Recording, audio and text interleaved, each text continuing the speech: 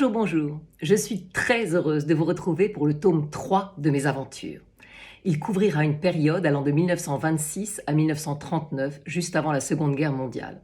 Et vous allez voir qu'il m'en est arrivé des choses, et que mon histoire a croisé une fois de plus la grande histoire. Mais n'anticipons pas. Je reprends mon récit. Après la naissance de ma petite Saskia, en octobre 1926, je me retrouvais donc avec 3 enfants, et sans homme une fois de plus, mais entouré, Dieu merci, de ma famille bien-aimée, ainsi que d'une foule de gens, pour la plupart extrêmement bienveillants. En effet, hormis la troupe habituelle qui travaillait à nos côtés au château, à savoir Marie-Antoinette la nourrice, Jeffrey son mari américain, Attila le chauffeur, Sidonie la cuisinière et Hippolyte le majordome, je côtoyais sans cesse les gens du village, les membres de mon Chœur des Lumières, les nombreux amis et artistes de passage au château, Claudine et Andrew, et bien sûr Marmaduke et Sergueï, les pères respectifs de mon petit Rocky et de ma toute nouvelle petite Saskia. Ces 2 pères, en pointillés, étaient chacun dans leur genre présents dès qu'ils le pouvaient et étaient fous de leur enfant. Marmaduke, l'américain, coureur invétéré de jupons, avait fini par épouser une riche héritière texane, joyeuse et optimiste, qui lui avait déjà fait 2 petites filles robustes en 2 ans et qui semblait ne pas prêter attention aux incartades de son incorrigible mari tant qu'il rentrait pour dîner et l'honorait tous les soirs. Marmaduke devait tout de même être un peu fatigué d'être au four et au moulin, si je puis dire, car je lui trouvais les traits tirés. Quoi qu'il en soit, c'était un père formidable, extrêmement attentif à ses enfants et qui avait une relation exceptionnelle avec notre petit Rocky qui allait bientôt avoir 3 ans. Mon bébé adulte était toujours aussi extraordinaire et il savait déjà quasiment lire et compter à force d'aller à l'école avec sa grande sœur Flora et d'écouter les leçons depuis le fond de la salle de classe. Nous ne savions absolument pas d'où lui venait cette maturité étonnante et ces réflexions toujours pertinentes qui ponctuaient nos discussions d'adultes. Mais comme dans la famille, nous avions toujours cru à une circulation des âmes et à la relativité du temps, nous nous disions simplement que mon grand-père Rock ou un autre esprit brillant avait décidé de revenir s'amuser sur Terre en s'incarnant dans mon petit Rocky. Et cela ne me gênait pas, car ma relation avec lui restait tout à fait maternelle, avec câlins et déclarations d'amour à gogo qui semblaient enchanter mon petit Einstein en barboteuse. Quant à Saskia, fraîchement arrivée sur Terre, directement sur la scène des Folies Bergères, elle n'était que sourire et joie de vivre. Flora, sa grande sœur, était aux anges de pouvoir jouer à la poupée avec cette petite fille aussi brune qu'elle était blonde et qui riait à toutes ses facéties.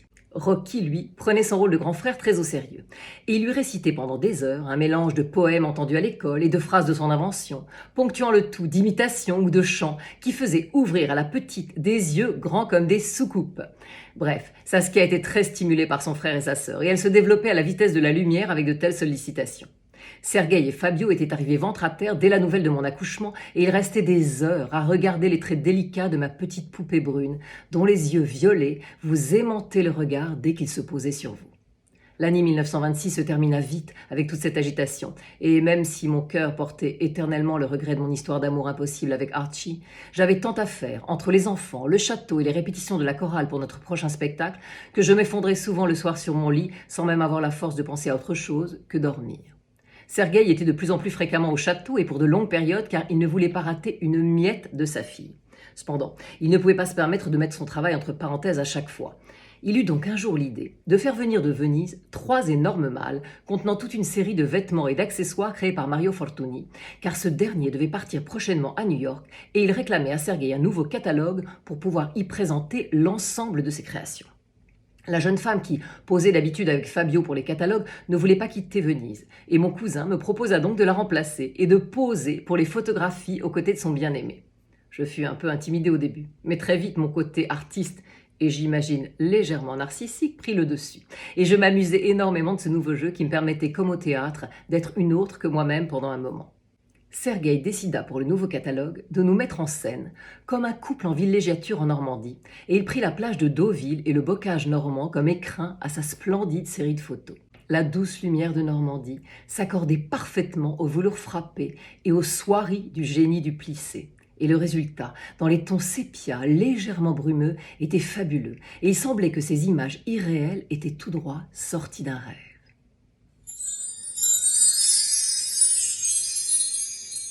Fortuny fut enchanté et sa notoriété ne fit que croître par la suite. Cependant, Sergueï avait mis de côté depuis longtemps sa seconde activité de marchand d'antiquités rares. Or, comme notre collaboration se passait fort bien et que notre entente était au beau fixe, il me demanda si éventuellement je pourrais le seconder aussi pour cette activité, car Fabio devait rentrer régulièrement à Venise pour poursuivre ses études à l'université. J'eus la crainte un moment que leur couple ne résiste pas à cette séparation. Mais il me sembla rapidement, au contraire, que l'absence ne faisait que renforcer leur amour et leur désir l'un pour l'autre. Mais sur ce point, glissons. Étant amoureuse des belles choses et curieuse de tout, je m'appuyais un peu plus sur Marie-Antoinette et Épiphanie pour les enfants, ce dont elles furent ravies, et je commençai à étudier d'arrache-pied aux côtés de mon cousin le fonctionnement du marché de l'art, avec ses règles, ses pièges, ses découvertes exceptionnelles et ses scandales lorsqu'on découvrait les supercheries, ce qui n'était pas toujours le cas d'ailleurs. Sergueï avait une connaissance époustouflante dans le domaine des œuvres d'art, particulièrement bien sûr en ce qui concernait les œuvres russes, mais aussi les peintres et sculpteurs italiens des XVe, XVIe et XVIIe siècles. Il avait de surcroît, depuis quelques années, découvert l'art asiatique, depuis qu'il avait eu la grande chance de rencontrer Émile Guimet à Paris en 1910, quelques années avant la mort de cet homme exceptionnel. En effet, ce Lyonnais était le fils d'un grand industriel qui avait créé la société Péchinet, spécialisée dans l'acier. Sa mère peignait beaucoup et le jeune Émile avait été dès l'enfance attiré par l'art. Toutefois, à la mort de son père, il avait dû reprendre la société Péchinet et malgré son peu d'enthousiasme pour cette activité, il avait tout de même réussi à la développer magnifiquement et à en faire l'un des fleurons de l'industrie française à la fin du XIXe siècle. En parallèle de son travail, Émile Guimet, très curieux de découvrir le monde et sa diversité culturelle, avait commencé à voyager très fréquemment. En Égypte tout d'abord, puis en Inde, en Chine et au Japon, rapportant de chacun de ses voyages des objets précieux et rares dont il finit par faire une collection fabuleuse, présentée dans le musée parisien qu'il avait créé et qui portait son nom. Sergueï avait eu la chance d'être guidé personnellement par Guimet pour la visite de son musée. Et l'éblouissement qui avait été le sien devant les antiquités asiatiques lui avait donné envie de partir sur le champ visiter ces contrées lointaines. En 1910, Guimet était à son grand regret trop âgé pour accompagner mon cousin, et il allait d'ailleurs mourir en 1918. Toutefois, Shanghai était à l'époque un territoire chinois sous tutelle administrative de la France, et le vieil homme présenta à Sergueï tous les contacts dont il aurait besoin sur place pour découvrir les lieux anciens les mieux cachés et les trésors artistiques de cette civilisation fabuleuse.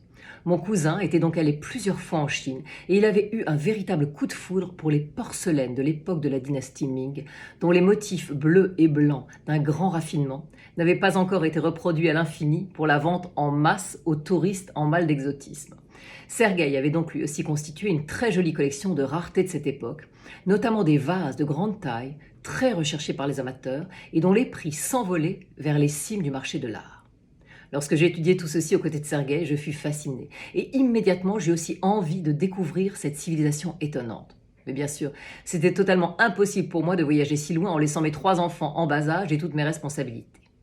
En revanche, cette plongée dans les œuvres d'art m'enthousiasma totalement et en quelques mois, j'étais devenue une assistante réellement très efficace pour Sergueï qui commençait même à me confier certaines négociations avec des acheteurs parisiens.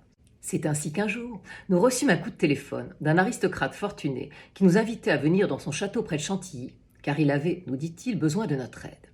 Sergueï et moi partîmes donc un matin d'avril 1927 pour Chantilly, laissant notre petite Saskia de 5 mois, qui était devenue un superbe bébé joufflu, toujours aussi rieuse, et tellement absorbée par toutes les choses palpitantes qui se passaient autour d'elle qu'elle ne prêta même pas attention à notre départ. Après plusieurs heures de cheveux au vent dans la dernière automobile de Sergueï, nous étions passés de la douceur normande au climat de Picardie légèrement plus frais, et le marquis de Beauvoir nous reçut dans un château qui lui aussi était nettement plus frais que le nôtre. Notre hôte utilisait visiblement sa fortune plus pour acquérir des œuvres d'art que pour faire installer le chauffage dans sa demeure. Ce marquis avait été très mystérieux au téléphone, et nous n'avions aucune idée de ce qu'il souhaitait vendre ou acheter à Sergueï. Après un déjeuner léger, beaucoup trop frugal pour mon estomac affamé, ce qui me mit de fort mauvaise humeur, il nous emmena dans la salle des portraits. Dans cette pièce immense dont le plafond s'élevait à une hauteur vertigineuse, tous les murs étaient recouverts de portraits en pied, des ancêtres, glorieux ou pas, de notre marquis depuis le XVe siècle. Tous les tableaux étaient de très belle facture, mais Sergueï prévint tout de suite notre hôte que la peinture française n'était pas sa spécialité. Mais ce dernier, qui m'avait demandé avec un clin d'œil entendu de l'appeler Charles, dit à Sergueï que ce n'était pas pour les tableaux qu'il nous avait fait venir, mais pour 2 objets qui figuraient sur l'un d'entre eux. Et il nous fit avancer jusqu'à un splendide portrait datant probablement du XVIIIe siècle, d'une jeune fille dont la grâce et le charme traversaient la toile, et que le marquis nous présenta comme son aïeule Angélique. Toutefois, ce ne fut pas l'éclat de la beauté peinte qui attira immédiatement l'œil de Sergueï, mais plutôt 2 vases blancs gigantesques, ornés de motifs bleus si reconnaissables et encadrant un banc d'osier sur lequel était assise la divine demoiselle. En voyant l'œil connaisseur de mon cousin, le marquis sut qu'il avait fait appel à la bonne personne. Sergueï, émoustillé comme un chercheur de trésors, mit cependant les formes pour demander si, par un heureux hasard et en dépit des années écoulées, la famille aurait conservé ses vases. Charles, puisque je m'autorisais à l'appeler ainsi, prit un air de conspirateur et nous entraîna dans les couloirs du château à travers lesquels les courants d'air glacés nous faisaient frissonner. Puis soudain, nous nous retrouvâmes devant une grande porte en bois doré. Et lorsqu'il l'ouvrit, le changement d'atmosphère fut tel que nous en restâmes bouche bée. Devant nous apparut le plus joli jardin d'hiver, ensoleillé qui soit, tout en verre et en entrelacs de ferronnerie, empli de plantes en tout genre, et donnant sur un petit cloître de verdure féerique qui semblait n'appartenir qu'à lui. Au milieu de ce paradis trônait une ravissante table en marqueterie avec un service à thé d'une grande finesse et qui semblait très ancien.